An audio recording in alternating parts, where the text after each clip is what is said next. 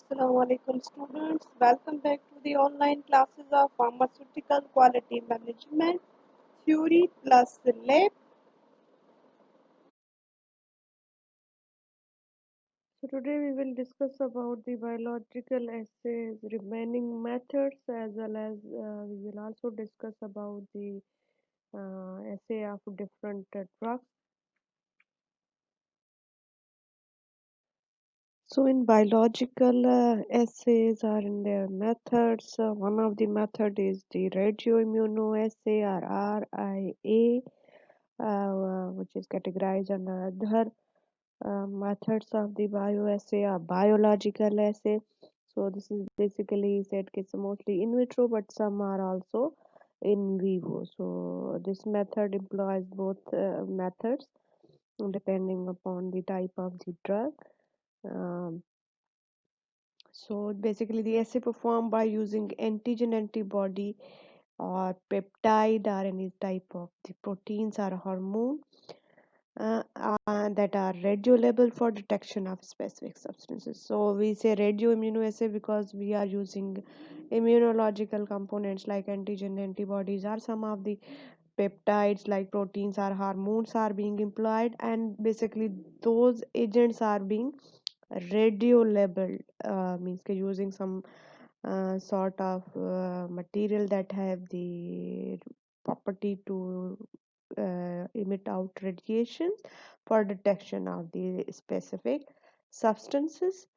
So these radio labeled immunoglobulins, antigens or antibodies are called as hot, while non-labeled termed as cold because of the radio material that is being attached to these antigens, antibodies, are those peptides.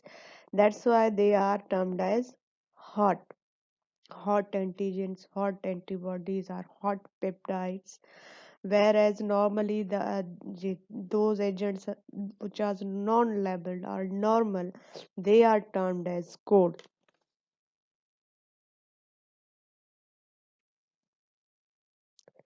So in this method, generally says that the cold ones that are non-radio labeled have more affinity than the hot one. Means that when you are performing any type of the antigen antibody reaction, so those antigens which are radio labeled will be having less affinity as compared to the normal one. So the principle that works over there is said, okay, in sample, the radio-labeled substances are added and mixed, and afterwards, means then non-labeled substances are added, which will displace the radio-labeled substances due to their greater affinity.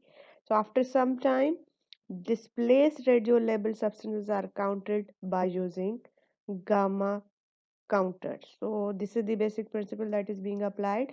Okay, initially you are going to mix or have a reaction or having a check by using radio labeled antigens or antibodies or peptide depending upon the type of material you are analyzing,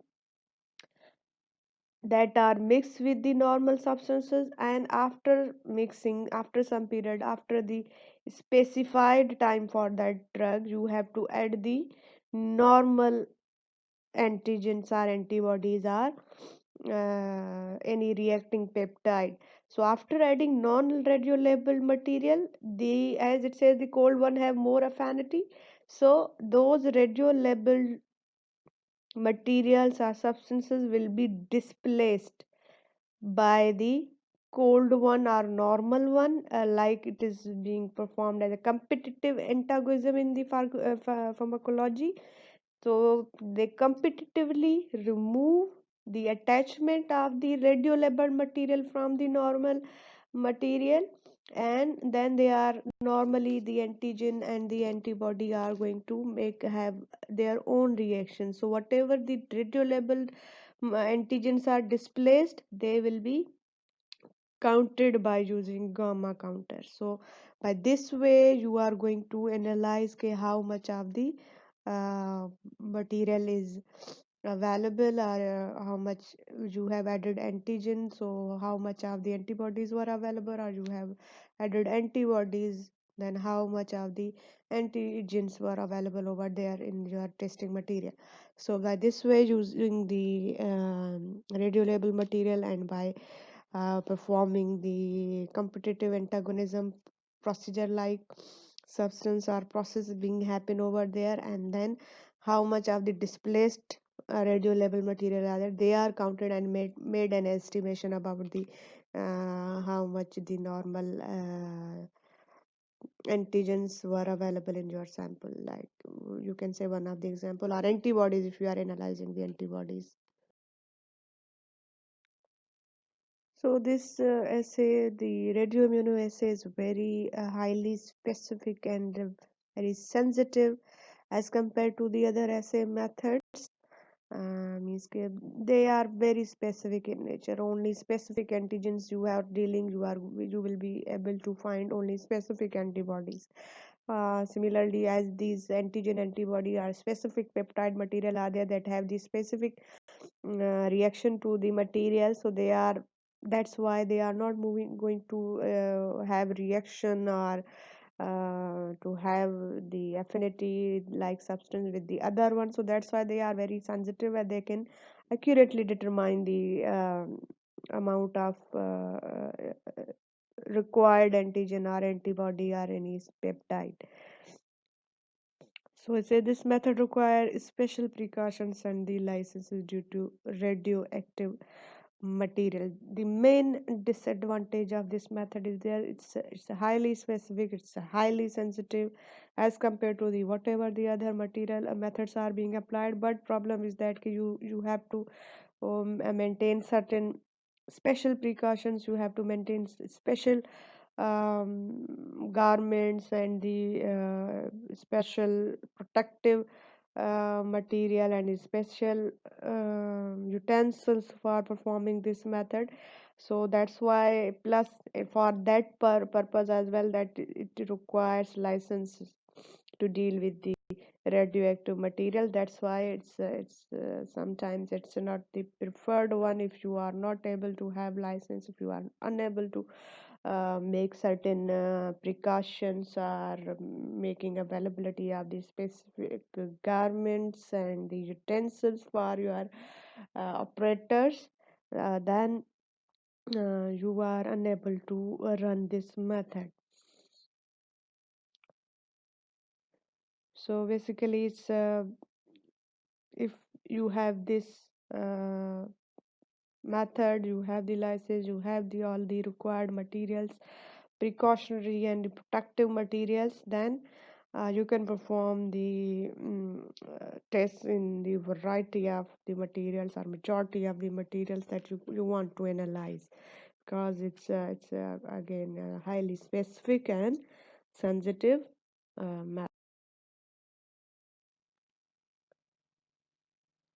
Next method described is the biotechnology, which is the technological application of biological systems, living organism or their derivatives to make products or processes for specific use.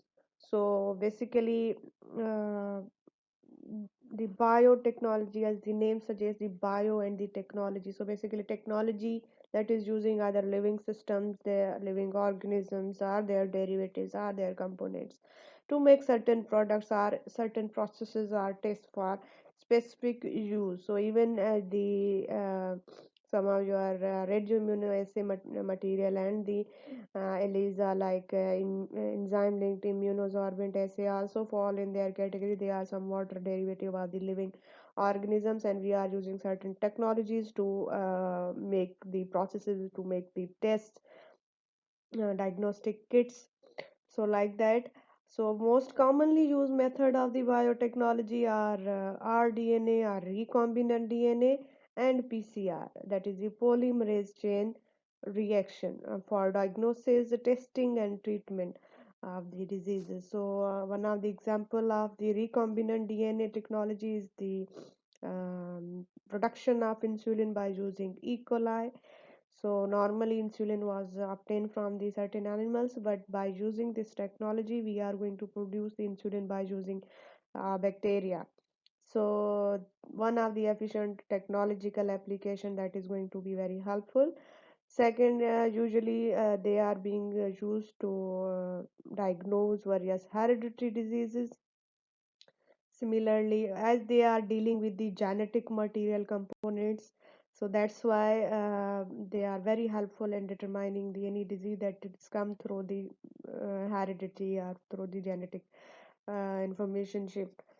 So various microorganisms can also be tested by using PCR, and the most up to date analysis, or you can say the diagnosis or the testing material that is being used is for the COVID-19 PCR test for diagnosis of the COVID positive or negative persons. um, Also, this PCR is one of the important factor in that is used in the forensic for evaluation of the root cause of the death of any person, or uh, checking the involvement of any person by using their genetic material traces in their site.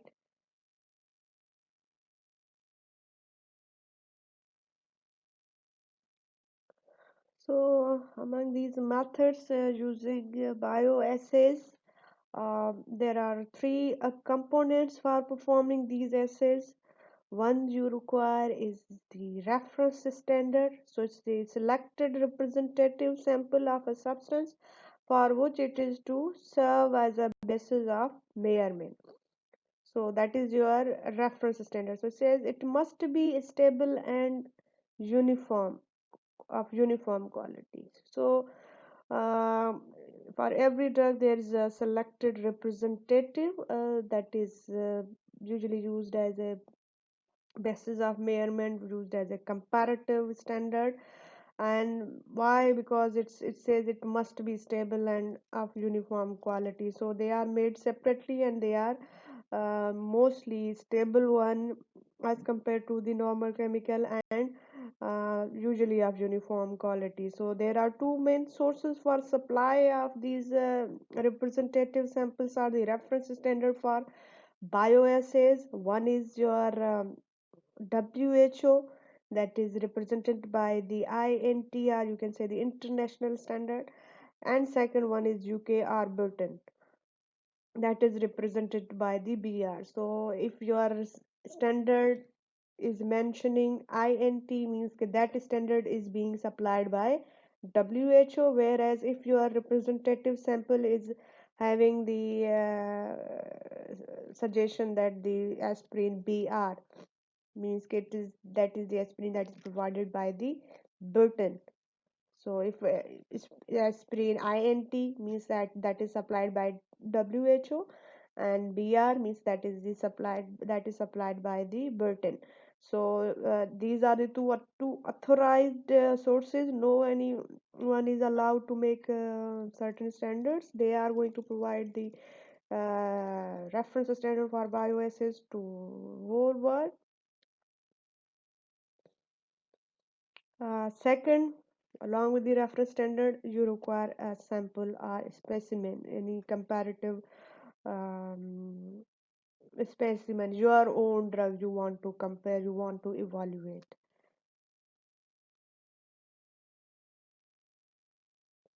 And third, the most important thing is the test animal. For bioassay, you require reference standard, you require your sample that you are going to analyze, and along with that, a test animal. So, depending upon the type, usually the approved test animals for certain material include for digitalis, you need to have guinea pigs or pigeons, both can be used. So either you are going to perform the assay on the guinea pigs or in the pigeon. Similarly, for vitamins, especially for vitamin D, you require mouse or mice. So whatever the gender you are using, you have to use the same. You can use both, but The category should be same. So for insulin, again you have two options. You can use mice, you can use rabbits. And for antibiotic, obviously you need microorganisms. So these are the few examples of the test animal that are being applied. So similarly, depending upon the type, you can choose your own test animal. So units of bioassay, basically the specific biological activity. Unit is a specific biological activity contained in such a specific amount of standard reference preparation. So bioassay are being compared. The amount is taken in the units. So basically says the specific biological activity contained in such a specific amount of standard reference preparation, not the test. Okay, whatever activity is there you are going to compare, that depend upon the activity that is present in the amount of the reference standard. Like 1 unit of cardiotonic activity of Digitalis is equal to 76 mg. So in the amount normally 76 mg, but the that is the 1 unit of biological activity. So it's a 1 unit of cardiotonic activity, because Digitalis have the cardiotonic property. So you can say that the biological activity of Digitalis is cardiotonic. So it's a 1 unit of the cardiotonic activity of Digitalis is equal to 76 mg. This is this the this parameter is from the standard reference preparation of the Digitalis. So bioassay of Digitalis, it says the potency or the activity of prepared sample is determined by comparing its activity on cardiac muscle of guinea pigs or pigeons with that of standard preparation prepared. So in the bioassay of Digitalis, as Digitalis have the cardiotonic activity, so we will be checking its effect upon the cardiac muscle, and the test animals that are suggested are guinea pigs or pigeons. So in this essay, we will be comparing the effect of sample on the cardiac muscle of the guinea pigs or pigeons, and then we will compare with that of standard preparation which has been prepared. So the standard preparation and the units for Digitalis bioassay, the standard preparation said this is the third international standard established in 1949, consists of only powdered leaves of Digitalis purpurea supplied in ampoules containing approximately 2.5 grams. So the third international standard, so it's international standard means it will be supplied by the WHO or uh, World Health Organization, as discussed earlier. Either Britain standards are there or international standards. So international standards are being supplied by WHO or Health Organization. So this international standard is containing the powdered leaves of the Digitalis purpurea species, and that is basically supplied in the ampoules, and the weight of the powder in that ampoule is about 2.5 grams, and it says each unit is equal to 76.0 mg. So 1 unit is equal to 76 mg of that powder, and in each milligram there are 0.01316 units. So this is the unit to mg that are contained in your standard preparation.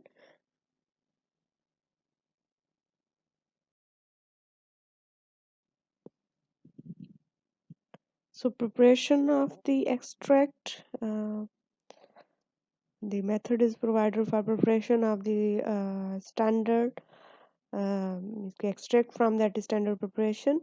So it says that is basically provided in the powdered form, as already discussed in the description for standard, especially in the ampoules or sometimes also vials.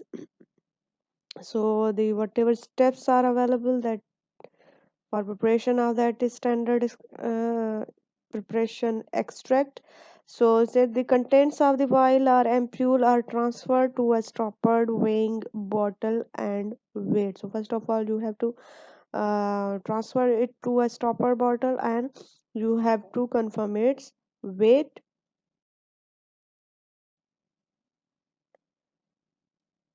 Then these contents are transferred to the hard glass toppered container of at least 50 ml capacity. So after confirmation of its weight, again you have to transfer it to another container that have the capacity of at least 50 ml.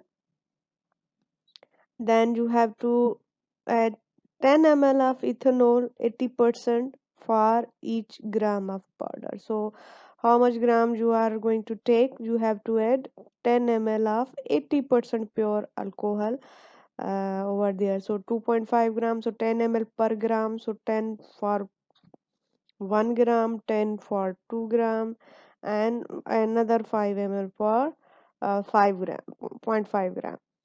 So like that you have to add ethanol, and then the container is closed by a stopper and shaken continuously for 24 hours at 20 to 30 degrees centigrade, or 48 for 10 to 20 degrees centigrade. So over there you have to prepare an extract. You have added the ethanol and now you have to shake it. So the time and the temperature um, can be changed. You have two options. If you have the higher temperature, then you have to continuously shake it for 24 hours, like 20 to 30. If you have a lower temperature like 10 to 20 degrees centigrade, you have to shake it continuously for 48 hours.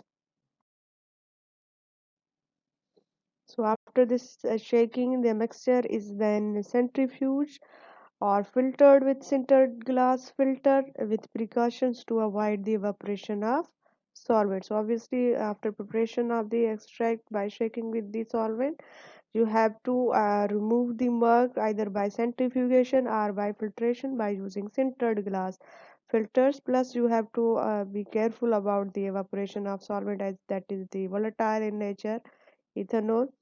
So the liquid is then transferred to a dry hard glass bottle which is tightly closed and keep between -5 to 5 degree centigrade and should be used within 1 month of preparation. So after preparation of extract, you have to keep it in a dry bottle that is very tightly closed, and that is keep the storage temperatures between -5 to 5 degrees centigrade.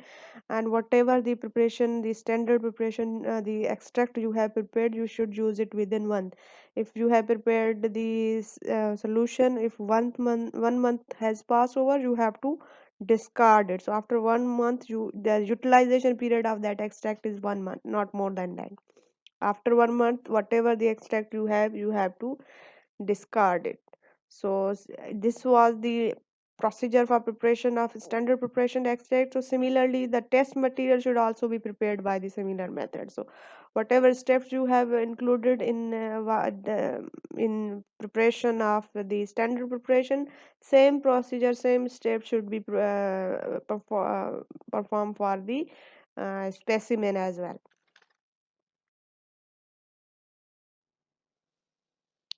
So method for cardiac activity of digitalis. So there are two methods depending upon the testing animal.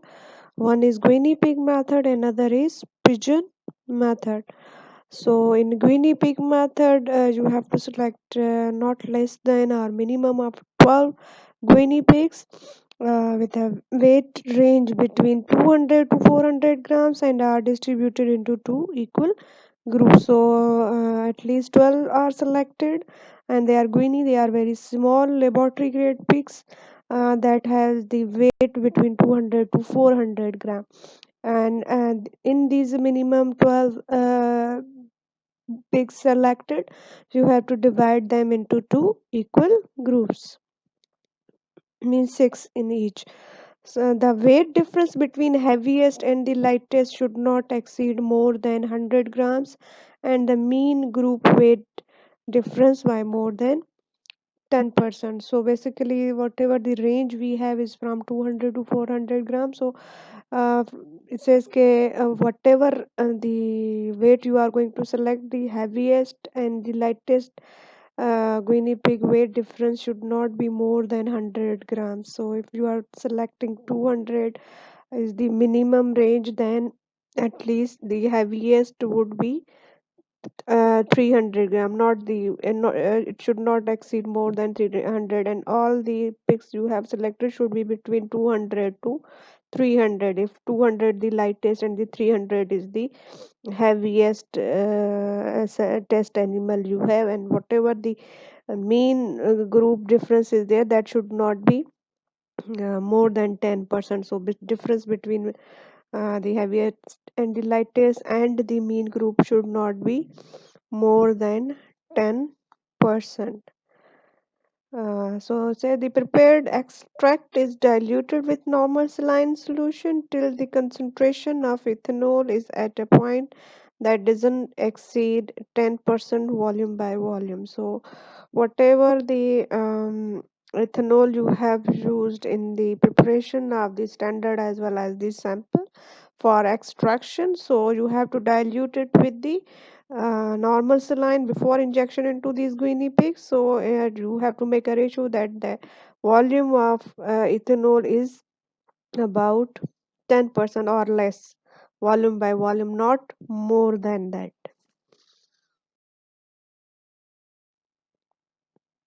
So the diluted extract is injected in a slow uniform rate into the vein of guinea pig, which has been anesthetized with urethane, and respiration is maintained artificially. So first of all, you have to prepare the extract and you have to dilute it. You have to give anesthesia to your sample test animal guinea pig, and then you have to inject it in a very slow manner.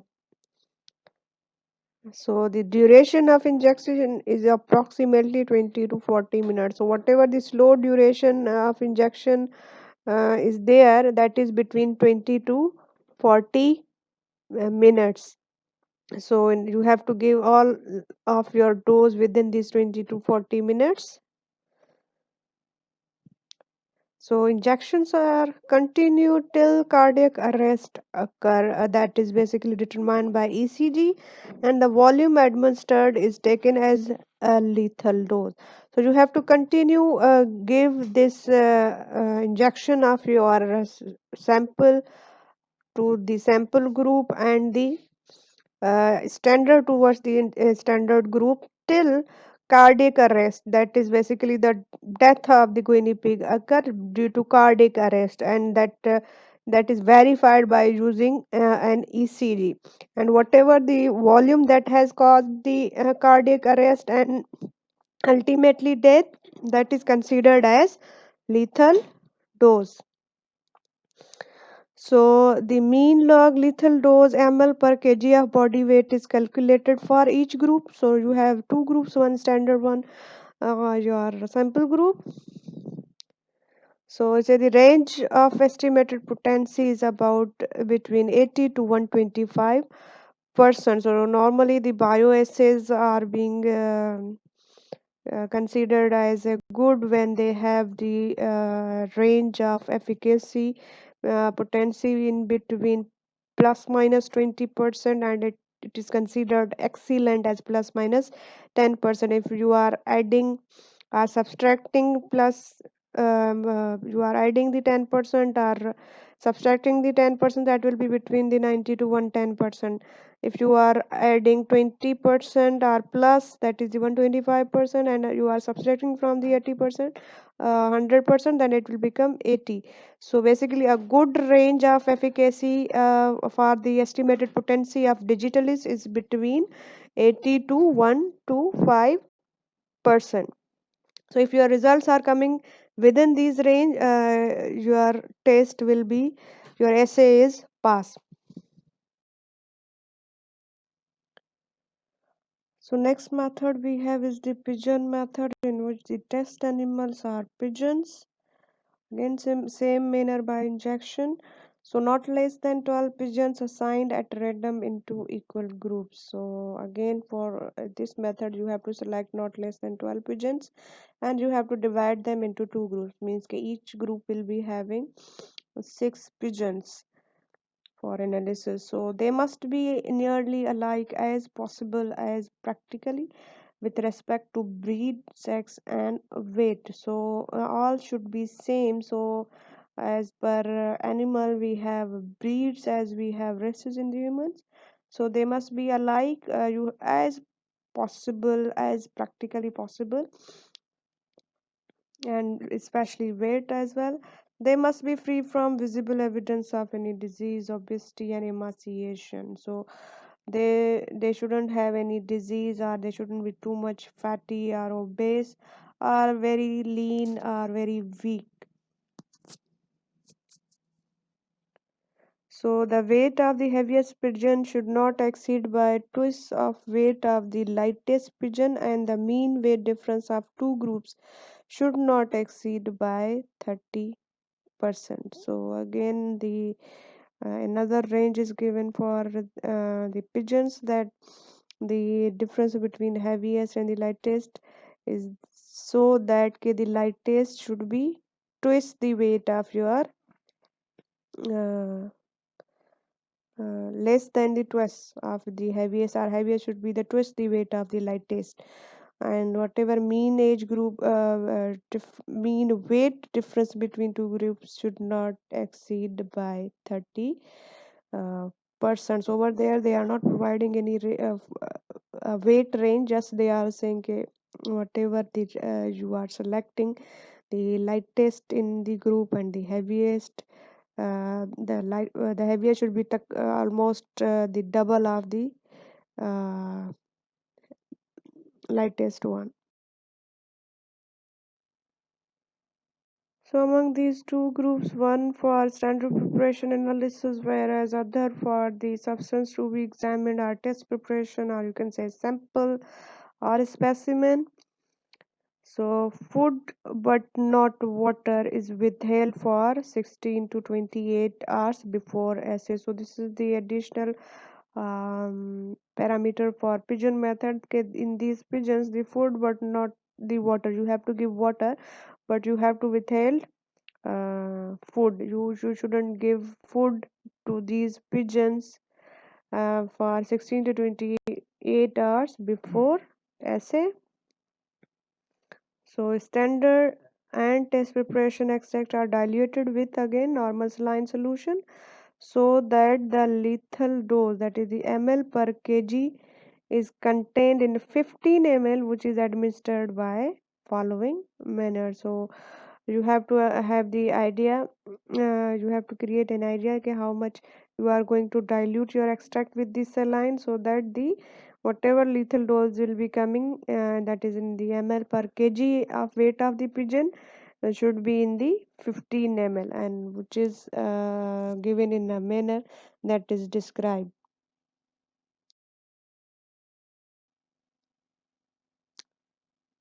Is the manner, the way that is written in your text reference, that the diluted extract is administered through cannula into the alar vein of slightly anesthetized immobilized pigeon by using microburette. So basically, alar vein, alar is also termed as, in simple manner, it's a wing, means the vein that is in the wing, you are going to insert a cannula, and through that cannula you are going to administer your diluted extract, whether it is prepared from the standard for the standard group, or it's from the sample for sample group.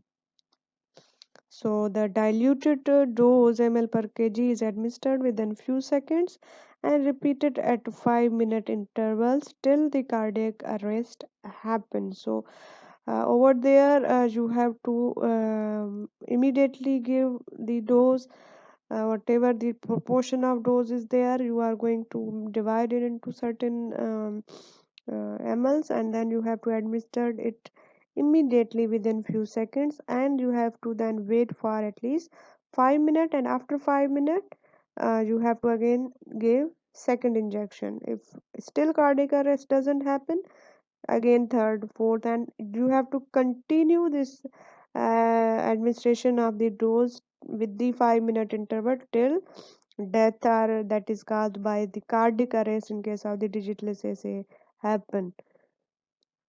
So if the average number of doses required to produce cardiac arrest or lethal dose is less than 13 or greater than 19, or if the average number of dose difference between two groups is more than 4, the test is repeated. So basically the range of the total doses is between 13 and 19. If the cardiac arrest happen at 13 or 19 or in between 13 and 19, like 14, 15, 16, 17 or 18, then it's okay. But if the cardiac arrest doesn't happen in the 19, it means your test is failed. Or cardiac arrest happen in the 12 doses or administered number of doses, then again you have to repeat the dose again. And another criteria is given is if the average number of doses difference between two groups is more than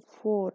So in these two groups, whatever the average number of the doses are given, the difference is more than 4, the test is repeated. So if the standard is showing the response at the 13 doses and the your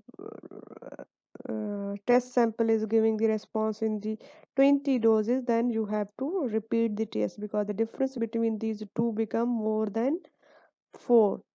So if the 4 is the difference between standard and the sample, then your test will be passed. If more than 4 is the difference, then you have to repeat the test. One is for normal, for both standard as well as the sample one. Okay, the range is between 13 to 19 doses, and second one is the difference between two groups is not more than 4 doses. So the limit or the range for estimated potency is between again 80 to 125%. So another assay we are going to discuss is the vitamin D bioassay. So basically it says vitamin D is acting as anti-rachitic vitamin, means the vitamin that treat rackets. So that basically we are checking in the essay. If you say what is vitamin D bioassay, it says the activity of preparation of anti-rachitic vitamin, that is vitamin D, is determined by comparing its anti-rachitic activity with that of standard preparation of anti-rachitic vitamin D by suitable method. So we are comparing the anti-rachitic activity of both of sample as well as of standard by suitable method. So that is your that defines that describes your vitamin D bioassay, means what you are going to uh, do when you are performing vitamin D bioassay. So standard preparation and the units.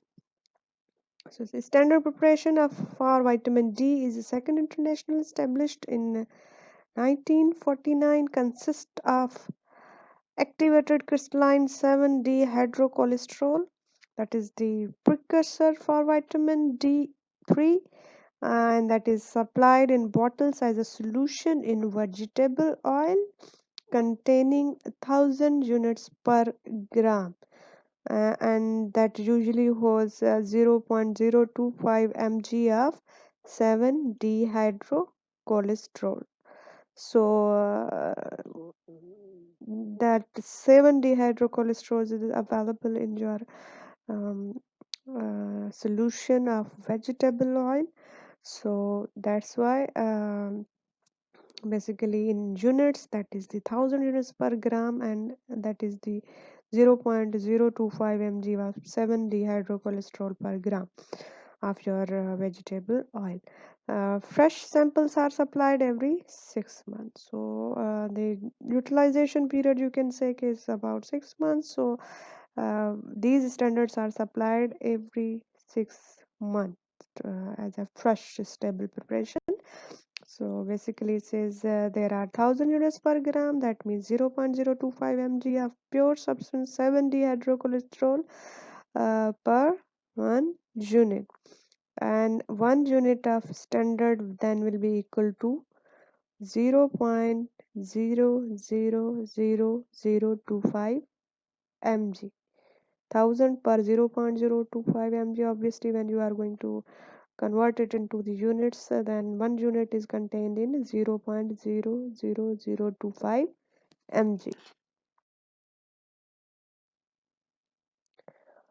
So method for vitamin D bioassay, it says 40 young rats are selected of either sex shortly after being weaned. So young rats are again selected and of same gender. The weight of heaviest rat should not exceed that of lightest by more than 10 grams. So the difference between the lightest and the heaviest is about 10 grams, not more than that. So one is your in this method, one is selection. After the selection, we have preliminary period. So in this preliminary period, which is no longer than 30 days and extend from birth to first day of depletion period. So that preliminary period is 30 days, and from that start from birth to um, till you are going to the next stage, that is the depletion period. So basically the preliminary period is about 30 days. So the rates are kept under supervision as direction provided by the assay, or you can say officials. And during preliminary period, the rates are provided with a diet which is promoting normal growth but limited in its vitamin D content. So, what happens in the preliminary period? You have to supervise the rats, and plus, in these rates, you are going to provide the food, proper food, but limited in vitamin D content. So you are going to provide a diet that is very limited quantity of vitamin D, and remaining things are in normal as per official standards. So after preliminary period, basically at the end, those rates weighing less than 44 grams or more than 60 grams are those rates showing visible evidence of disease, injury, or any anatomical abnormality are excluded or rejected. So after preliminary period, in which the rates are given diet that is limited in the vitamin D content, so that's why if they are not properly growing and they are weighing less than, they are very lean and weighing less than 44 grams or more than 60 grams due to some sort of abnormality or any problem, due they become a little bit obese or showing any fit. So those, and plus those who are showing visible evidence of any disease. So if they are showing any visible diseases or any sort of injury or any anatomical abnormality, then they are excluded from the essay. They are not included into promoted to the next step, and the next step in the essay is a depletion period. So is this depletion period, that is which extend from end of preliminary period to first day of essay. So preliminary from birth to first day of depletion period. So the depletion period is from the end of preliminary period to the first day of essay. So basically the depletion period is 3 weeks or not less than 19 days or more than 25. So in between 19 to 25 days are an approximation as per different references are says that is 3 weeks. So that this is the duration of your depletion periods, gather 3 weeks or not less than 19 days or more than 25 days. So in this depletion period, the rectogenic diet is provided to the rate which contain carbohydrate, protein, and electrolyte. No any stress of any additional dietary supplement. So basically, in preliminary, you are providing limited vitamin D supplement, but in depletion, a completely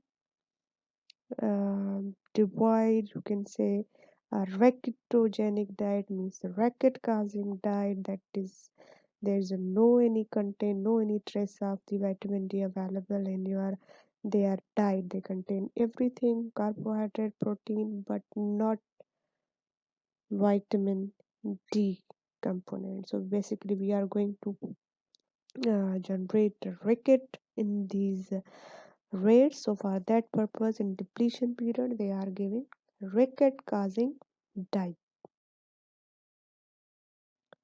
So this is the basically the recipe, you can say, for the rectogenic diet, that is ricket causing and given to the rates during depletion period, that is consist of the mixture of the substances like whole yellow corn ground, and the weight in parts is the 76, wheat gluten ground, that is the 20 parts, calcium carbonate 3 parts, and sodium chloride 1 part. So this is the basically recipe, the table as per United States Pharmacopoeia for the rectogenic diet that is given during depletion period.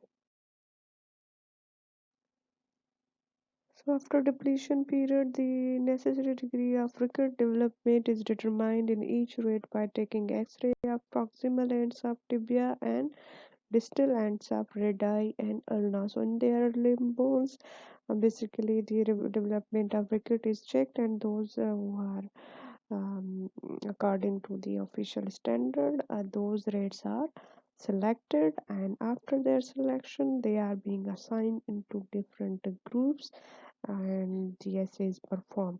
So the rates are divided into four groups: one rate from each litter, set of four, or two from each litter, set of eight is assigned to each group. So in these four groups, you will have to take one rate from each litter, total four in the four group, one from each, and two from each litter. So litter is being the is termed as the offsprings that born at the same time, like they are being like twins. So to maintain uniformity in the results and to avoid any discrepancy, as it's a bioassay, so there are chances about discrepancy. So they are try to make the minimize the chances that can lead to have the misleading results. So in these four groups, two groups receive doses of standard preparation and other two will receive doses of sample preparation that is being examined.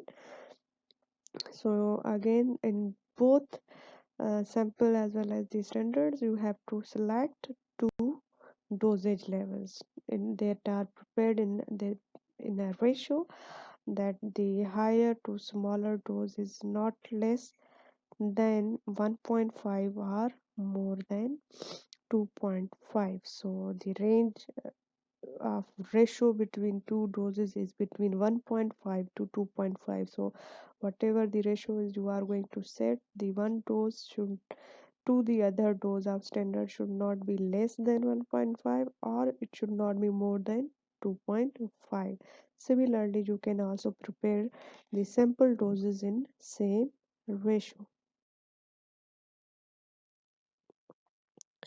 Okay, the average of the standard preparation vary from 2 to 8 units, and each rate may receive whole of its dose at once, or the dose can be divided into 8 daily doses. So according to this book, the total dose for vitamin D assay is from 2 to 8 units, and that can be either given at once or into daily divided doses. On the other hand, according to official standard, according to USP, it says that on first and on third or fourth day of essay period, fed each rat one half of its assigned dose. So it means that you can, according to USP, you can give the doses into two.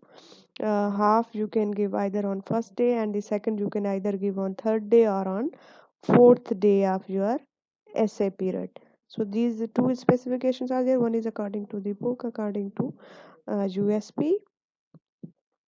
So after essay period, which usually from 10 to 14 days, rats are killed, and extent to which rickets has been cured is estimated by X-ray photograph or bone examination after staining. So after giving all the doses, you have to wait till 10 to 14 days, and after that one, you have to check whatever the ricket was there before the essay, before you have given the vitamin D to the rats, and that has been cured or not. And there are two methods for determining the extent to which the rickets has been cured. One is by X-ray photograph, and second by bone staining.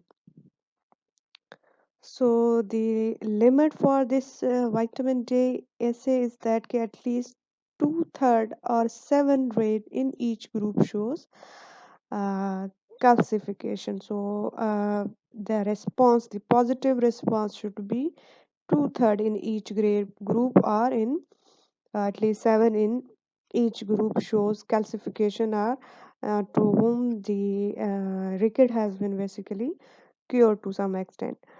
So basically in the X-ray photography, to check the extent of this calcification or the rickets to which has been cured, the photographs, the pre and the post photographs, X-ray photographs of the bones are compared to make sure, and then it is decided that how much of ricket is cured and how much number of the rates are showing positive response towards vitamin D.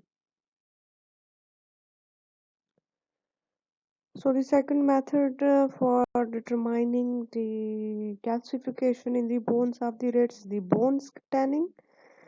So in this method, it says distal ends of ulna and radi are removed and immersed in 4% weight by volume solution of formaldehyde in water for 24 hours. Means that you have to kill the rats, you have to bring out the bones, and you have to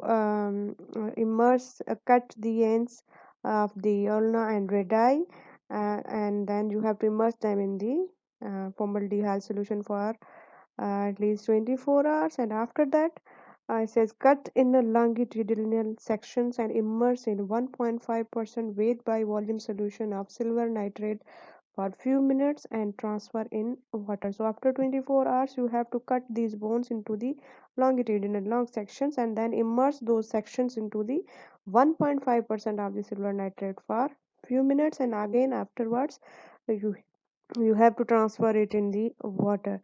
So it says upon exposure to light, calcified bone or portion will turn brown to black. So after this formaldehyde and the silver nitrate treatment of the bone, so whatever the portion that has been calcified, that has restored from the ricket position condition, that will turn brown to black. So you have to measure that area, and you can determine the extent of calcification in the bone.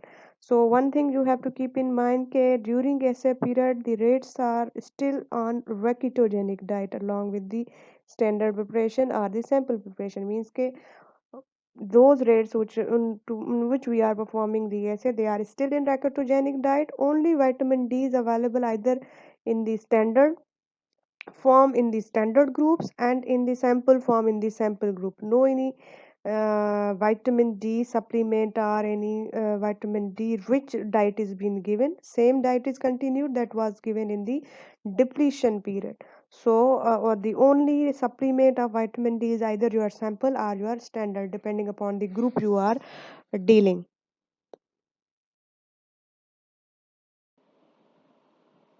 So the references for today's lecture are in front of you. That's all for today's lecture in theory class. So, pharmaceutical quality management lab content.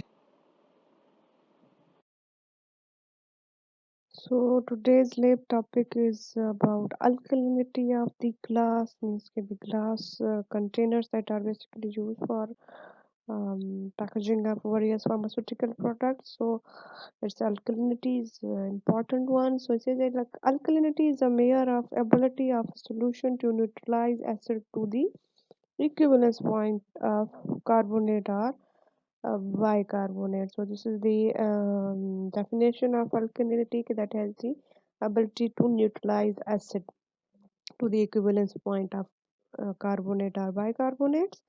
So it says in all glasses, the sodium and potassium oxides are hygroscopic. The surface of glass absorb moisture from the air or from the other pharmaceutical products. So they already the component of glass are a little bit hygroscopic.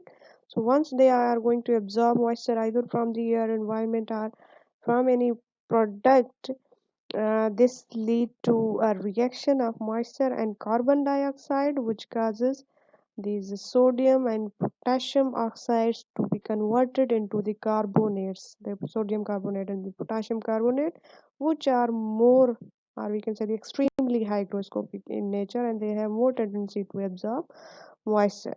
So, in salt water, the sodium and the potassium carbonate in unstable glass may leach out. So, once they become carbonates, then further their absorption of the water causes them to make the glass unstable, and these carbonates may leach out from that glass and leaving only fragile porous hydrated silica network. So along with the silica we have these carbonates. So once these carbonates are removed, only fragile porous hydrated silica network remain, uh, and this causes the glass to fade, crack, pit, and give surface of a glass a frosty appearance. So the appearance may be affected, but basically the products are going to be affected once these carbonates are going to be leach out from that glass, and then they are being incorporated as an impurity into the product. So it's important to have control and alkalinity of the glass once they are being used for pharmaceutical products. So different type of the glasses that are described in the official standards. Type 1 glass, which is also termed as borosilicate glass containers. So this is basically the neutral glass with a high hydrolytic resistance due to chemical composition of glass itself. So the borosilicate composition make it more durable and neutral glass, and that shows the minimum leaching out. Type 2 glass, also termed as a treated soda lime glass. So usually the soda lime silica glass with a high hydrolytic resistance resulting from suitable treatment of the surface over there. Overall, the glass is not as such stable one, but due to surface treatment, it's having comparatively high durability. So third type of the glass is the simple soda lime glass. So it's usually have soda lime silica glass with only moderate hydrolytic resistance. So comparatively treated soda lime have little bit less hydrolytic resistance. So overall it has somewhat moderate resistance towards the water. So next type is O or NP. So it's a general purpose soda lime glass for non-parenteral preparations, that is the oral or topical products. So type 1 basically preferred for the parenteral products, whereas NP is preferred for the oral or topical, and it's not preferred or extremely prohibited for parenteral products, as its name is a non-parenteral preparation. Test limit for alkalinity test. So there are two tests that are being performed to check alkalinity or resistance towards the water. So one is the powder glass test, another is the water attack test. So and basically powder glass test is performed for type 1, 3 and O, whereas test is performed for type 2 glass mostly. So in this chart there is showing you the type of the test that is performed, type of the glass containers in which this test is being performed, and at the end the third column the volume of 0.02 n sulfuric acid that is required to neutralize them during this test, during checking the alkalinity. So for one it said give 1 ml, and for 3 8.5 ml are needed, for NP 15.0 ml are needed, whereas in the water type for type 2 for 100 ml container are less, 0.7 ml of the 0.02 n sulfuric acid are required for neutralization, whereas for type 2 the containers having the size more than 100 ml or over 100 ml, zero point 2 ml are required. So these are the journal limits when you are going to perform the alkalinity test, and you have to compare the result with them whenever you are going to confirm the type of the glass.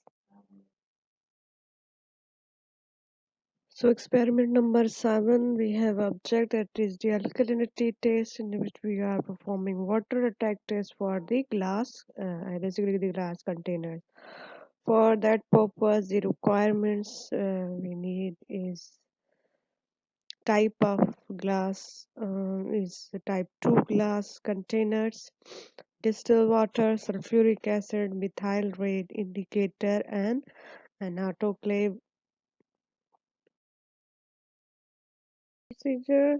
Um, First step is to take not less than 3 from each batch. So you have to take new glass containers which are not being used, 3 from each batch. So from batch analysis you can take 3 from one batch.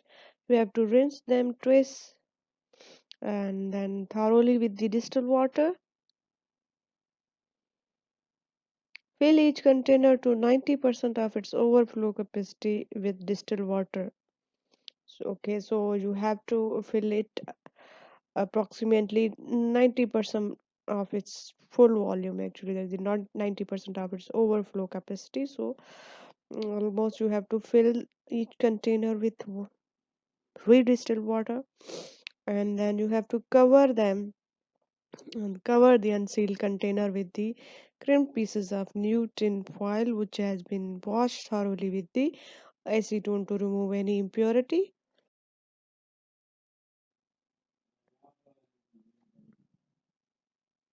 So you have to place the containers in an autoclave. You have to close its door but leaving the vent open. So when heat in the form of steam release vigorously from the vent, then you have to still continue heating for 10 minutes.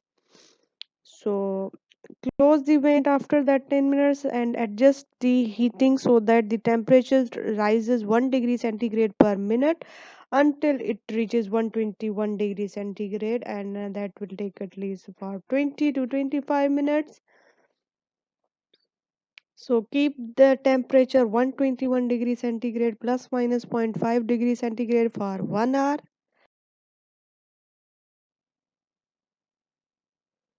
So at the end of that period, 1 hour, you have to decrease the supply of heat and cool it at the rate of 0.5 degree centigrade per minute until the internal pressure is equal to the atmospheric pressure. So internal pressure are basically the autoclave uh, inside. So you have to open the autoclave and allow the containers to cool at 25 degree centigrade. After heating, you have to make them cool at.